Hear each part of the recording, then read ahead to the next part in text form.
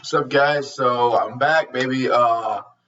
This time I'm gonna review for you guys one of my favorite movies ever from the '90s. Since we're getting around the Christmas time and Christmas is next week and all that good stuff, I'm gonna be talking about one of the most underrated movies of all time. And that is Die Hard 2, Die Harder. Now I get what you mean. I mean, like you're doing this shit all out of order. You should have started with Die Hard 1, finished Rambo, because I still got Rambo Last Blood to cover. But I wanted to get to Die Hard 2 because it's just cravings, man. I crave to review certain movies at certain times. So I just wanted to review this movie for you guys. Die Hard 2 is my favorite Die Hard film. I think that it is the most underrated. I mean, the first one gets love, and it is seen as a Christmas movie. And most people's favorite Christmas movie. You got Lethal Weapon, which is a phenomenal film. You have certain action films that give off that Christmas spirit, like Cobra, even though not many people consider it a Christmas movie, but Cobra is a Christmas movie. It takes place during the Christmas time. You got Cobra, Lethal Weapon, Die Hard 2, but the most underrated Christmas movie to me, and the most underrated action movie to me would be hang on guys, would be Die Hard 2, Die Harder, my favorite Die Hard movie. Yes, I know you guys are like Die Hard 2. Yes, I love Die Hard 2. It's just a classic. This isn't gonna be a movie about me just explaining everything to you guys, like telling you the whole movie. This is gonna be me kissing its ass and telling you parts that I love, the humor, the action, just bits of this film that I just love to death. I just truly do love it. And here we go. Die Hard 2 is just a great continuation of the first film. Many people just shit on the sequel because they said that the pacing is too long. It's not as good as the first. I completely disagree. I think that the pacing goes along well. You got Sergeant Alpalo back in a nice little scene. You got Dick, who got his fucking tit knocked down by Holly in the fucking first movie. You got Bonnie Bedelia back as Holly. You got Bruce Willis coming back playing John McClane once again. This is probably my favorite time that he plays John McClane. I love Die Hard 1 and Die Hard 2. I love all four Die Hard films. Like, this is my second favorite action franchise after the Rambo films, of course. But the first four Die Hard films I love to death. The fifth one does not exist. That's a piece of fucking shit. Piece of fucking shit. First four are classics. This one's my favorite one. I love all four equally, but this is my favorite one. And this pretty much just going to be me listing the reasons why I love this movie so much. I think that it's a great continuation. We're a year removed after the events of the first film from the Nakatomi building. McClane is saving 30 or so hostages and becoming this famous badass in a way for like at least 5 seconds, right? He's in international Dulles Airport, waiting for his wife who's coming over. They're gonna spend time together. They're gonna spend Christmas together. It's Christmas Eve, and there's so much chaos going around the airport. You got this famous, infamous drug dealer coming over that's gonna be landing at the airport. He's gonna be taken over so he can be arrested for selling drugs and for all his other crimes that he has committed. But Colonel Stewart, which is the leader of this unit that he's bringing to the airport, are gonna go in there, take all the airplanes running up in the air hostage, so that they can get what's his name? How can I forget his name? What's his name? Esperanza. So you can get Esperanza, get an airplane, and then so they can take off and go to whichever city and country, and just do what the fuck they do, right? McClane is there once again, wrong place at the wrong time, which is what I love about this character. The beauty about McClane is that he never wants to be there. He's always the guy that's forced into the situation because he's just there, and there's no one else to do the job, which is a beautiful scene that you get in Die Hard 4, which is underrated on its own. But Die Hard 2 is the most underrated because Die Hard 2 doesn't get as much love as the other three Die Hard films for God knows what reason.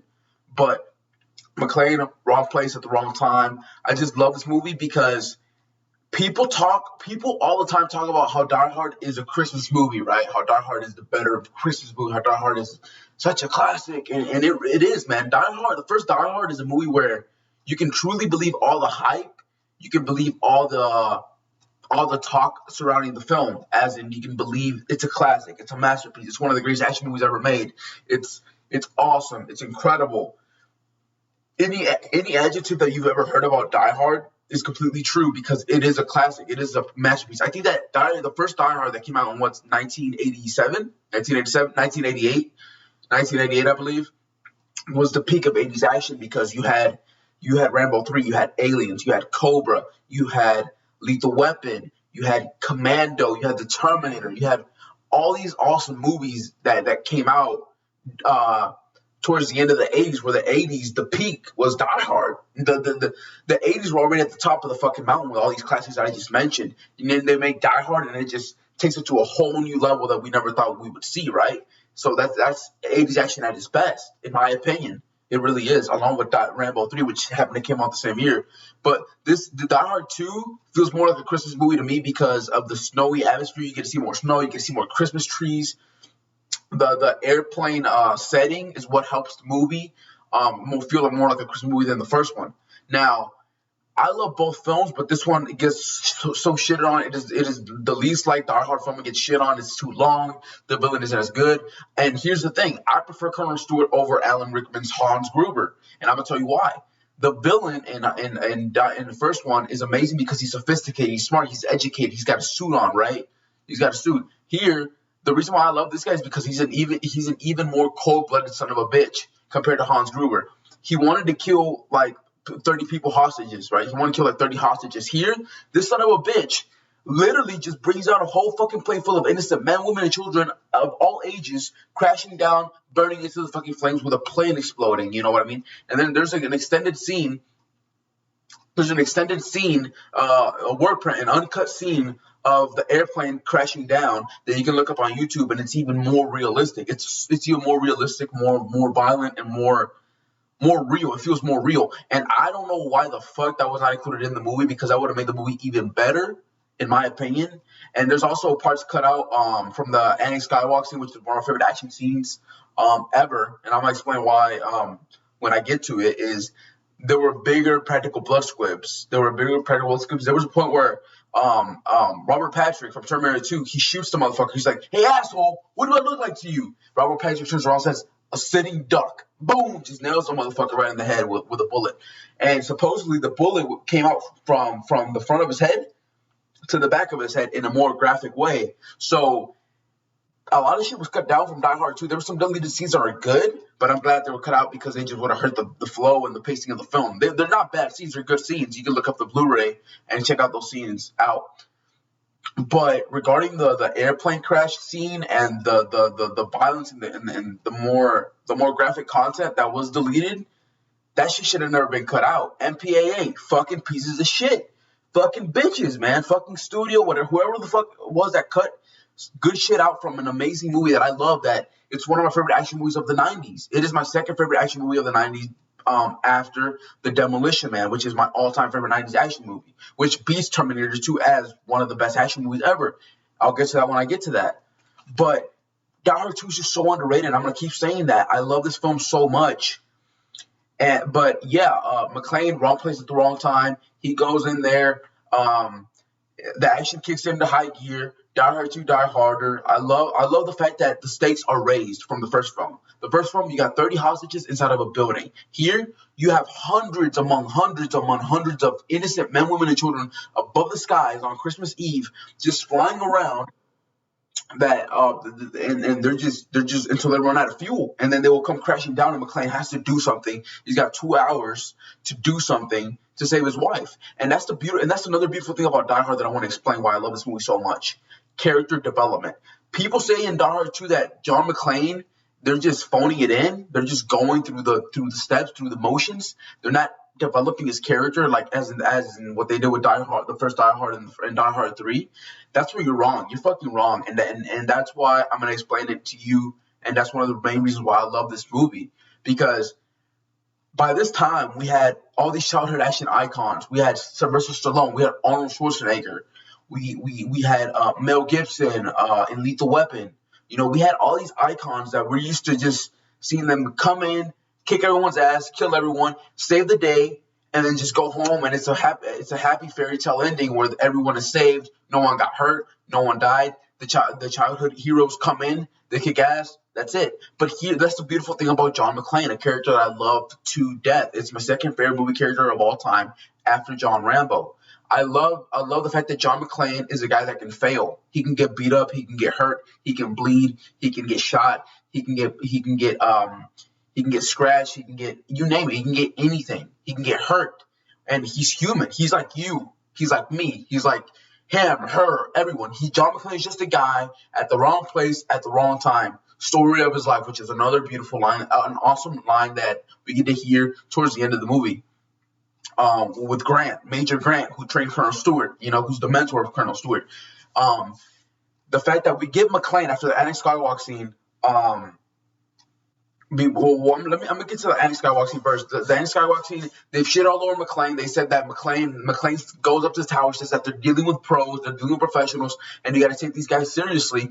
They make fun of him. They're like, fuck off as usual. They just ignore McClane as usual. McClane has a feeling that something's wrong. He goes up on top of the elevator. He's climbing, and then he reaches a good movie character, Marv, a great movie character, Marv, that helps out McClane as Sergeant Apollo did in the first film. He's kind of the voice of reason, kind of. Well, not really voice of reason, but voice of helping, And he shows McClane a shortcut to the place, to the Anakin Skywalk through the tunnels. And I love the humor in this film. John McClane being John fucking McClane. I've memorized this movie so much. I mean, you got lines of dialogue, not just from John McClane himself, but from the asshole cop that's always giving McClane shit. And here's the thing: he's not an asshole as in you don't like him. He's just an asshole as in he's hilarious. Like, I just get humor. Like I'm gonna tell you guys, go watch the movie. Of course, this is a perfect Christmas movie. This is my Christmas movie. I have to watch this every fucking Christmas. There's a part in the beginning where John McClane says, why aren't they shutting this place down? And then Carmine says, yeah, I heard all about you and that thing in Nakatomi in LA, but just because the TV thinks you're hot shit, that don't make it so. Listen to me. You're in my little pond now, and I'm the big fish that runs it. So you kept some lowlife. Fine. I'll send your fucking captain into LA a fucking commendation. Now, in the meantime, you get the hell out of my office before I throw you out of my damn airport. And then McClane replies with, hey, Carmine, what sets off the metal detectors first? The light in your ass or the shit in your brains? Fat fuck. And that's hilarious. I love that. Like, Carmine is just giving McClane shit throughout this movie, and it just makes everything just more entertaining, And I enjoy it. There's good characters. You got Marv. You got McClane kicking ass once again. You got Carmine. You got a great villain, a great cold-blooded villain in Colonel Stewart. And then that leads to the Anakin Skywalker scene. McClane, before he goes into the tunnels, he's like, ventilation duct, bingo, opens the son of a bitch up. Before he goes in, he's like, for just once, I'd like to spend a regular Christmas, little turkey, eggnog, but no, had to crawl inside this fucking kid. Love that. Like, these are lines of dialogue that are just funny and they fit the character perfectly. So the character is developed throughout the movie. You're just ignoring it. But Die Hard 2 is just an all-out classic that I love to death. And Anakin Skywalker is one of my favorite action movies of all time. He gets there. Barnes is trying to.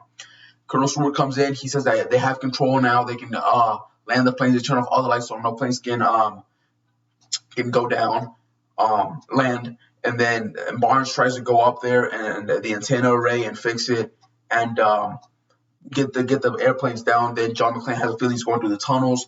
All these cops get killed. Big practical blood scripts. The bad guys there are anticipating the SWAT team. Boom, boom, boom, boom, boom. They die. Then John McClane comes out of nowhere. I love this shot. I mean, I would have killed to see this movie in the theater, man. I love this movie to death. He kicks off the fucking vent, and then Robert Patrick has a gun to Barnes' head. McClane kicks it off, and then he goes, boom, boom, boom, boom, boom. Big practical blood scripts, nails this motherfucker. 2 guys are remaining. McClane from on top of shooting, bah, bah, bah, bah. He jumps down. He tells Barnes to stay down. He does a front roll. Then he's just shooting. He's rolling. Boom, boom, boom, boom, boom. I love that. You get bullets flying everywhere. And that's another thing I love about this movie is the fact that the sound of the gun, the sound of the Beretta, the sound of his gun just shooting, bah, bah, bah, bah, boom, boom. Rennie Harlin had a phenomenal direction with this movie. Rennie Harlin is a great director. This is probably my favorite action movie that he did. Cliffhanger is up there, though. But Die Hard 2 is better because it's more underrated, and I love this character even more. Rennie Harlin had a great direction with the film. McClane is going. Then McClane is reloading. This motherfucker's on top of a fucking stand. McClane just flips the stand over, and then that shit just comes down on the bad guy's fucking throat, kills him automatically. The shit hits the back of McClane. Then the bad guy's just shooting, but then he runs out of bullets, and then he goes, I'm gonna kick your fucking ass. Then McClane is there, grabs a pipe. puts it into a fucking what's that called? What's that called? The fucking thing that moves the fucking escalator or whatever the fuck. So he can get the gun right back to his hand. He grabs it, just nails the son of a bitch, ends he's off the clip on this motherfucker. Phenomenal action scene. One of my favorite action movies of all time because you have great sound effects with the guns. You have blood squibs. You have a kick-ass hero just kicking ass, doing what he does best. So much to love about this movie, and this action scene is just phenomenal. You know, you have an action scene at the beginning where he's fighting these two guys. He kills one of them. There's some good lines of dialogue in between. He says, "What is this? A fucking tag team?" He's like, "Hey, it's a restricted area. What are you waiting for the sky cap? We work here, yeah. See some ID." The action starts. So you do have good action spread throughout the movie. But as I was saying, we get back to the airplane that crashes down. Colonel Stewart, McClane kills the SWAT team. They get pissed off that their men have died. Colonel Stewart says, "Now you're going to pay the penalty." And now he brings down a plane full of innocent men, women, and children crashing down, showing you how evil and cold-blooded this son of a bitch really is. And then McClane goes out trying to save these people. He lights up. He brings a couple poles wrapped around with shirts or whatever the fuck, lights them up on fire, trying to signal the airplane that's coming down, so that they can see the light, so that they can land safely. McClane fails. Those people die. Like I said, there's an extended scene that in the work print or whatever the fuck that's on YouTube where you can go see it, and it just feels so much real. It just feels so much more real, and you get to actually feel, you get to actually hear what these people are actually going through, and they die. You know, it just feels more real. That should have been left in the movie, but I know that they cut that out because they said that it was too real and it was too fucked up. It's a movie, man. It's a movie, and that's what's kick-ass about this movie is the fact that this movie did not hold back. It didn't hold back from there. McClane is cursing like a motherfucker. You got a cold-blooded bad guy that brings a plane crashing down full of people. You get great action throughout the movie. You have the greatest ending to an action film of all time. You have one of the greatest endings to an action movie of all time. The greatest ending to the Die Hard to any Die Hard film out of all the 4 Die Hard films. This is the best ending, and it is the most. John McClane, Bruce Willis has the most kick-ass line delivery of the "Yippee-ki-yay motherfucker" line out of all the 4 films. He really does. John McClane is going. He's on the chase. You got the ejector seat sequence where he goes up, where he's trying to get Esperanza. Another good line of dialogue. He's like, Esperanza gets out. He's able to land after escaping and killing the 2 guys that were on the plane with him. They land, and then Esperanza's like, he opens the door, freedom. And then he's like, McClane punches him in the fucking face, says, "Not yet. You're supposed to stay in your seat until the plane reaches the terminal. No freaking fire mileage for you. Who are you?" "I'm a cop." And then Esperanza goes, "A cop? Yeah, you seem one of the good guys. Now that you're one of the bad guys." And I'm like, "Got your sorry ass. I'm gonna trade it for my wife." Colonel Stewart comes in. They start nailing the plane with bullets. They throw in like a shitload of grenades. McClane is inside of the pilot's area. He sees all these grenades landing, and then McClane just has to tie himself up. Eject, boosh! It just goes out. Big, heavy fucking explosion, airplane explosion, which is a beautiful sight. He's like, when he's in the air, he parachutes down. He's like, "Oh shit!" Then he lands, and then we're leading up to our great finale. They bring in a group of commandos, which are Stewart's men. They had a really well laid out plan, except for one thing: John fucking McClane, which I love. They go in. Then Barnes tells McClane that he might know where these guys are hiding, and then it's like an old abandoned church. McClane nails this motherfucker. With a fucking icicle right to the eye. Like I said, a graphic movie that was even more graphic with practical blood squibs that should not have been cut out. Like, it's just completely stupid. But this is definitely a rated R movie. He jams it. The team arrives. They switch out the fucking clips, which are filled up with empty shells, which are not real bullets. Then John McClane knows a couple motherfuckers from the snowmobile. There's a snowmobile. McClane grabs their gun. He gets in close. Starts to nail this motherfucker. He would have gotten him, but then that's when John McClane realizes that he's been fucked over. They've all been fucked over, and that the gun is filled with empty shells, and they just got fucked over. He goes over. He tells Carmine, and then he just tells him that, "Where's Grant?" He's like, Grant is gonna stop the Stewart before he takes off. And then John McClane's like, "No, they were just doing that to jerk us off to buy us some time. He's gonna get on the same plane and go and take off with him." He's like, "McClane, are you out of your fucking mind?" And then he's like, hey, these are the pullest they use out there tonight. He's like, you know what, McClane, you're really around the fucking bend, you know that? You know what else? You're under arrest, you motherfucker. And then John McClane pushes him. That is just hilarious. That makes me laugh. Carmine shit his fucking pants, and then they realize that John McClane is right. He's not full of shit.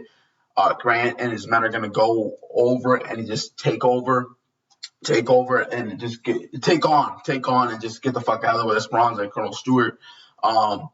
So all these planes about to land. They're about to run out of fucking fuel. Then you have one of the greatest action scenes of all time. A Christmas movie setting, a Christmas movie feel, with snow all over, with snow falling down. There's just so much chaos because Richard Thornburg, the fucking bitch, is telling everyone down from above that terrorists have taken over the airport and that everyone's in danger. Holly goes and tasers his fucking ass. Love it. She has good things to do, you know. More you could say that she has more to do here than in the first film, where she's just sitting down the entire time. Here she's sitting down. She's worried about John. She tasers Dick to keep him from just spreading all this fucking fear. So I love her role. I love her comeback. But point is, he goes to Coleman, a news reporter that just wants the fucking story, gets a helicopter. The bad guys are about to take off. John McClane, in a kick-ass action hero style, comes down on the side of a wing of a fucking airplane. He goes down. And then they see him. And then Grant comes in trying to kill him once again. John McClane jumps from behind. Just beats the fucking shit out of him. And then he rolls over. And then Grant before says, "It's too bad, McClane. I kind of liked you." Then McClane just kicks him down. And then he's about to go into the fucking rotator blade of the fucking airplane. And then McClane goes, "I got enough friends." Just kicks him in the fucking face. Boom, boom, boom. Son of a bitch goes into a million fucking pieces. You got Colonel Stewart coming down, and I love this line. "Okay, McClane, it's time for the main event." And he tries to kill him with a knife. McClane gets stabbed with it a little bit. He turns his hand. He bites a piece of his hand off. And then they have a little fucking fight scene on the wing of a moving airplane. This is old school, baby. This is why I love this movie so much. And that's why I love all the 80s that's why I prefer all the movies from the 80s and 90s compared to this piece of shit, because the piece of shit that we did today, because practical blood squibs, practical effects, shit was done for real. They would do their best to try to do things for real. CGI, you would rarely see it in films, but you would see it for little things. You might see it in films, but for little things that don't have anything to do with the action. They really don't. They would try to do it for real, the best that they could. And this is one of those movies from the 90s that does that the best, in my opinion. Like, this movie gets shitted on for no fucking reason, but I'm going to give you a summary when I'm done reviewing the film, which I'm almost done anyway. He has a fight with Colonel Stewart. Colonel Stewart is getting the upper hand. McClane goes down. This is for flight 113. It's for flight 114, motherfucker. Like I said, John McClane, Bruce Willis does a great job playing John McClane, and it's just an underrated performance that people say they're just phoning it in. They're not just phoning it in. This is John McClane being John McClane. Like, it really is. Like, if let's just say in real life, right? A year before, you're stuck in a situation where you have to fight off 12 terrorists in a building during Christmas Eve. You come to see your wife and you're trying to save her, right? And you save those people. The next year, you find yourself in the same situation. Shit is going to be similar. Shit is going to feel the same. So naturally, things are going to flow and they're going to look the same. So you're going to see similarities. But that doesn't mean that it's just phoning it in. That just means that he's in the same situation that he was last year. Lightning doesn't strike twice. Well, in this case, it does. Look up the trailer. The trailers for Die Hard 2, Die Harder are awesome trailers that always get me pumped up because I love them. They kick ass. They kick ass. I love the trailers for these movies. So then he goes in, McClane. Colonel Stewart just is able to sweep McClane, and then McClane is able to get the fuel dump and open it up, and all the fuel ends up coming out. Colonel Stewart doesn't notice. He kicks McClane off, but before that he says, "Bon voyage!" Boom! Kicks him in the face. He goes down as it's snowing.